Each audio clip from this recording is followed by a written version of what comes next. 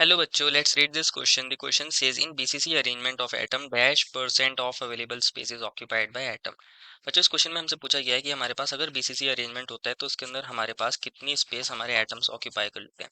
बच्चों हम first of all बात करते हैं क्वेश्चन में हमारे की कंसेप्ट की, और की कंसेप्ट क्या होगा हमारे पास पैकिंग एफिशिएंसी।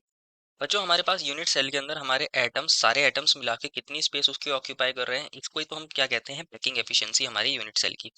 तो अगर हम बात करें पैकिंग एफिशिएंसी, इसका फॉर्मूला क्या होता है बच्चों, packing efficiency.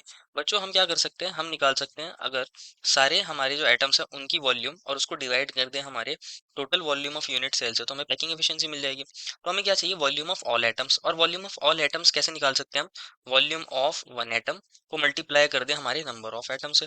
Volume of one atom को अगर हम मल्टीप्लाई कर दें number of atoms per unit cell से, तो हमें ये पता चल जाएगा कि हमारे सभी एटम्स की वॉल्यूम कितनी है, number of atoms per unit cell.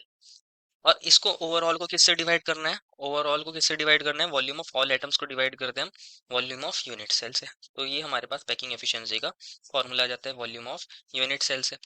और इसको अगर हमें परसेंटेज में बताना होता है बच्चों, तो हम क्या करते हैं, इसको मल्टीप्लाई कर देते हैं 100 से। तो हमारे पास पैकिंग एफिशिएंसी का फॉर्मूला बन जाएगा। अब बात करते हैं हमारे बीसीसी अरेंजमेंट की।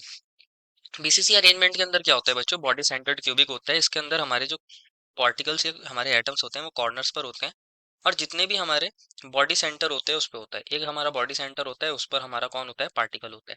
तो समझते हैं, मान लीजिए ये हमारे कॉर्नर्स है, इन पर कौन है, हमारा एटम है। नीचे भी 4 कॉर्नर्स है, इन पर कौन है, हमारे एटम्स है। और एक होता है बॉडी के सेंटर पर, कहाँ होगा, एक बॉडी के सेंटर पर। इस तरह हमारे एटम्स होते हैं। अब हम बात करते हैं हमारे पास number of atoms per unit cell कितने हैं। अगर हम लिखें number of atoms per unit cell की, हमारे पास एक यूनिट सेल के अंदर कितने एटम्स है, तो बच्चों 8, तो हमारे कॉर्नर्स पर 8 एटम्स है। और हर कॉर्नर पर हमारे एटम का कंट्रीब्यूशन 1/8 होता है बच्चों, क्योंकि जो हमारे कॉर्नर पे पार्टिकल्स लाया करते हैं वो एक्चुअल में 8 यूनिट सेल के अंदर शेयर होते हैं, तो उसका कंट्रीब्यूशन कितना हो जाता है, एक यूनिट सेल के अंदर 1/8। सिमिलरली हमारे पास बॉडी सेंटर पे एक एटम है और उसका कंट्रीब्यूशन फुल होता है 1, तो number of atoms per unit cell कितने आ जाएंगे, 2। अब बात करते हैं हमारे पास वॉल्यूम ऑफ एटम की। वॉल्यूम ऑफ एटम, एटम को बच्चों हम स्फीयर कंसीडर कर रहे हैं, और स्फीयर की वॉल्यूम का फॉर्मूला होता है 4/3 पाई आर क्यूब, तो ये भी हमें पता चल गया। वॉल्यूम ऑफ यूनिट सेल की बात करते हैं। अगर हम वॉल्यूम ऑफ यूनिट सेल की बात करें तो यूनिट सेल को हम क्यूब कंसीडर करते हैं, यहाँ पे क्यूब होता है हमारा, तो इसकी वॉल्यूम का फॉर्मूला होता है ए क्यूब, जहाँ ए क्या होती है, हमारे पास एज लेंथ होती है, ए क्या होती है, एज लेंथ होती है। तो अब हमें सब वैल्यूज पता चल गई हैं, लेकिन अगर हमें परसेंटेज निकालनी है तो हमें आर और ए के बीच का रिलेशन पता होना चाहिए।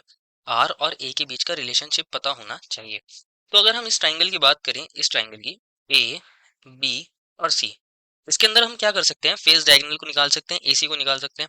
ये हमारे पास एंगल होगा 90 डिग्री, इसमें लगा सकते हैं हम पाइथागोरस थ्योरम। तो अंदर ट्राइंगल में, in triangle A B C, तो इसके अंदर हम लिख सकते हैं A B square plus B C square is equals to A C square. हमारे पास ए बी भी ए था, क्योंकि हमारी एज लेंथ है, ए स्क्वायर प्लस ए स्क्वायर, बी सी भी ए है, तो ए सी स्क्वायर के इक्वल आ जाएगा। तो यहाँ ए सी स्क्वायर की वैल्यू कितनी आ जाएगी हमारे पास, 2a²। अब हम क्या कर सकते हैं, बॉडी डायगोनल की वैल्यू निकाल सकते हैं। अगर आप देखोगे बॉडी डायगोनल जो है हमारे पास, इस बॉडी डायगोनल को नाम दे देते हैं, मान लीजिए हमारा ए था, नीचे सी था, ऊपर ले देते हैं डी। तो हम क्या कर सकते हैं, एक्चुअल में ये वाला एंगल भी कितना होगा, 90 डिग्री होगा। तो हम यहाँ पाइथागोरस थ्योरम लगा सकते हैं, डी ए सी ट्राइंगल के अंदर, in triangle D A C, D A square plus A C square is equals to D C square, body diagonal. ये किसके इक्वल आ जाएगा, डी ए स्क्वायर, हमारे पास ए स्क्वायर के, क्योंकि एज लेंथ है, ए सी स्क्वायर की वैल्यू 2a² आई थी, फेस डायगोनल थी, तो ये डी सी स्क्वायर के इक्वल आएगा। ए स्क्वायर प्लस 2a² 3a²। और हम अगर डी सी स्क्वायर को लिख सकते हैं 3a², तो हमारे पास डी सी की वैल्यू कितनी आ जाएगी, डी सी की वैल्यू आ जाएगी हमारे पास √3a। ये हमारी डी सी की वैल्यू आ गई है। अब हम क्या कर सकते हैं, अगर हम डी सी को नोटिस करेंगे बच्चों, हमारे पास कुछ ऐसा था, हमारे पास कुछ ऐसा था। अगर आप डीसी को समझोगे बच्चों, तो डीसी हमारी बॉडी डायगोनल थी। हमारे जो सी पॉइंट है उस पर एक एटम है, हमारे सी पॉइंट पर एक एटम है, और डी पॉइंट पर एटम है, क्योंकि कॉर्नर से। और ये डीसी हमारी बॉडी डायगोनल है, इसके सेंटर पर भी कौन होगा, हमारा एक एटम। एक्चुअल में क्या होता है, इस तरह रहा होगा, ये हमारा कुछ एटम इस तरह रहा होगा हमारे डीसी के ऊपर, और हमारे डी पॉइंट पर भी एक एटम रहा होगा, क्योंकि ये कॉर्नर वाला है। और सिमिलरली हमारे पास सी पॉइंट पर भी एक एटम रहा होगा, क्योंकि ये भी कॉर्नर वाला है। तो एक्चुअल में क्या होता है, ये पॉइंट से लेके ये पॉइंट तक का डिस्टेंस रेडियस होती है एटम की। इस पॉइंट से लेके इस पॉइंट तक का डिस्टेंस रेडियस, ये भी रेडियस। और हमारे पास ये सी पॉइंट तक के लिए ये भी रेडियस। तो जो डीसी होती है वो किसके इक्वल होती है, 4 रेडियस के इक्वल होती है। और अभी हमारे पास डीसी की वैल्यू आई थी √3a। तो यहाँ से हमारे पास रेडियस की वैल्यू कितनी आ जाएगी, √3a/4। इस तरह हम रिलेशनशिप एस्टेब्लिश कर सकते हैं आर और ए के बीच में। अब हम फॉर्मूला निकाल लेते हैं पैकिंग एफिशिएंसी का। पैकिंग एफिशिएंसी ने क्या कहा था कि हमारे पास नंबर ऑफ एटम्स को वॉल्यूम ऑफ वन एटम से मल्टीप्लाई कर दीजिए और वॉल्यूम ऑफ यूनिट सेल से डिवाइड कर दीजिए। तो number of atoms 2, volume of atom क्या होती है 4/3 pi r cube upon volume of unit cell a cube into 100।